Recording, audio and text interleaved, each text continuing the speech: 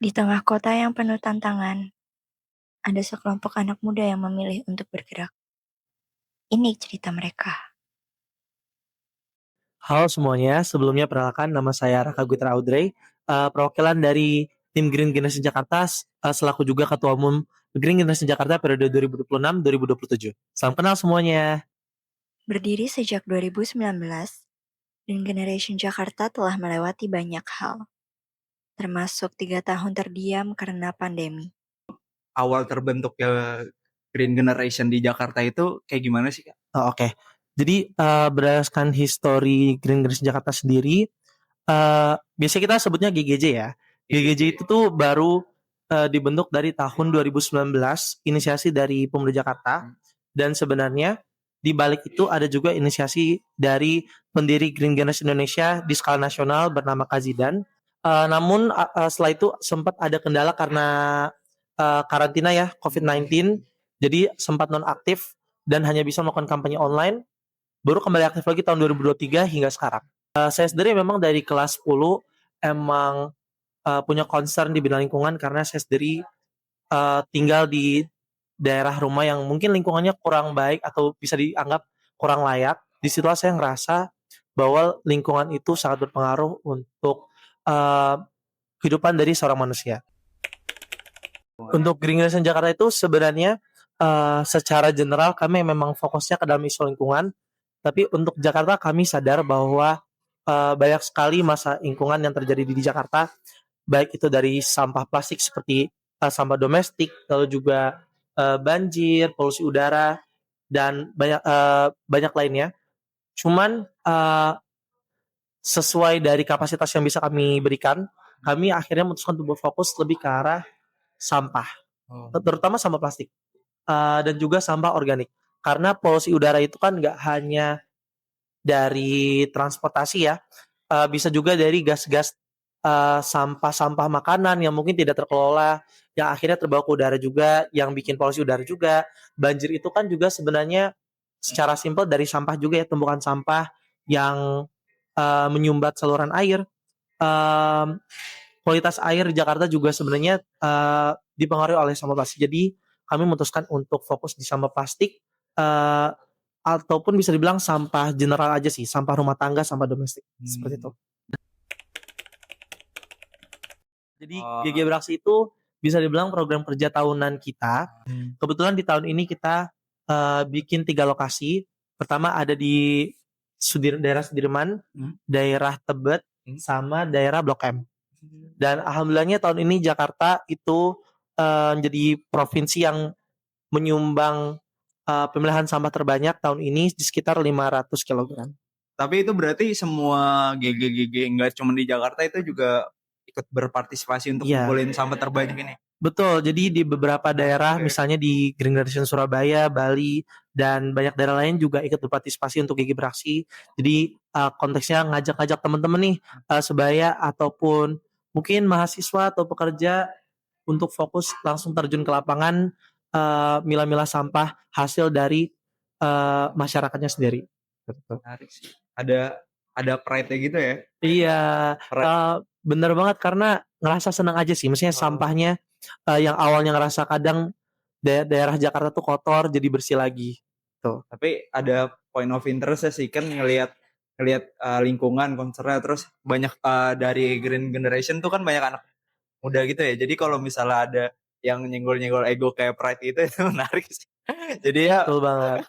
Bikin orang-orang mau join juga kan. Benar banget. Nah, kalau dari warga sendiri ketika GG Beraksi ini di jalan itu ada warga yang ikut berpartisipasi nggak? Alhamdulillah mungkin karena kita ngelakunya secara massal ya. Jadi banyak juga hati warga di sekitar yang tergerus untuk bantu kita juga. Kadang mereka nawarin mau dibantu nggak deh? Kita bilang boleh banget Pak Bu. Disitulah kami ngerasa program kerja ini nggak cuma berhasil secara data hasil tapi juga bantu edukasi warga sekitar. Lalu selanjutnya ada program kerja lagi yang dimana ini komplementernya dari GG Beraksi namanya GG Lestari.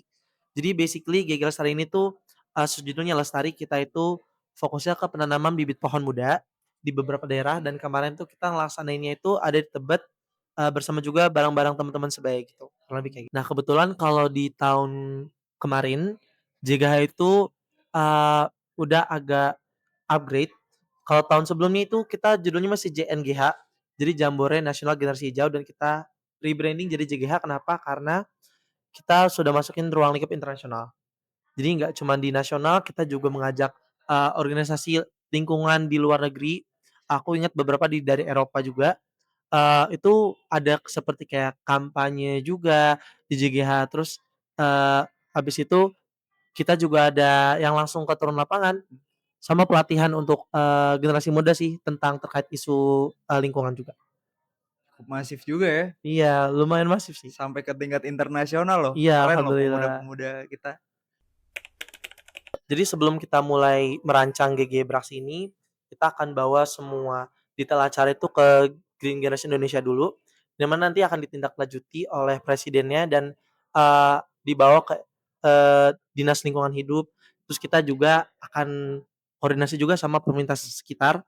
Contohnya kemarin kita, eee, sempat berkolaborasi ataupun lebih ke arah meminta bantuan ke komisi di DPRD Jakarta, di mana, itu membantu banget sih buat program kerja kita, di mana, akses untuk ngumpulin sampah lebih mudah dibandingkan tahun sebelumnya, terus koordinasi atau perizinan juga lebih mudah, seperti itu.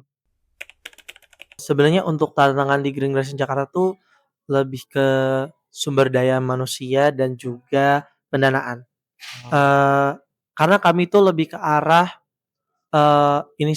inisiasi dari beberapa pemuda ya, dan jumlahnya nggak sebanyak itu. Jadi kadang sedikit, terhambat nih atau enggak sedikit kesusahan untuk buat program kerja yang memang jatuhnya agak luas. Jadi perlu effort untuk, mungkin kampanyenya juga, promosinya juga. Karena tentunya kan semuanya dimulai dari, perkenalan dulu ya untuk program kerjanya. Terus di samping itu kita juga ada kendala nih di pendanaan karena sebenarnya aku bilang ya, sumber daya manusia kita agak kurang. Jadi biasanya pendanaan itu, eee, kita kadang ngajuin, mungkin ke dinas-dinasnya juga untuk bantuin kita. Cuman kita nggak tipe yang, apa ya, selalu prepare for the worst. Jadi kita juga siapin dana kumpulin masing-masing. Jadi, bisa dibilang dana Kolektif. kolektif, betul. Jadi 2 itu sih yang masalah untuk kita juga. Untuk regulasi dan juga sebagainya, karena kita sebenarnya udah didukung juga ya oleh DPRD Jakarta, jadi so far aman. Apa yang teman-teman Green Generation Jakarta lakukan adalah bentuk nyata dari warga kota yang mengambil peran, bukan menunggu perubahan, tapi menjadi bagian dari perubahan itu. Disinilah politik perkotaan bekerja, bukan hanya di gedung pemerintahan, tapi juga di jalanan, di tumpukan sampah, di tangan anak-anak muda yang memilih untuk bergerak. Teman-teman dari kalangan, SMP sampai kuliah bahkan sudah kerja pun ngikut nih kita clean up di daerah Jakarta. Di sini aku sadar bahwa memang orang Jakarta udah sadar bahwa Jakarta itu udah nggak baik-baik aja. Jadi ngerasa di Jakarta itu perlunya adanya perubahan atau gerakan. Ya semoga Jakarta bisa mendapatkan, ya sistem, tata ruang dan lingkungan yang lebih baik dari pemerintah. 3. GG!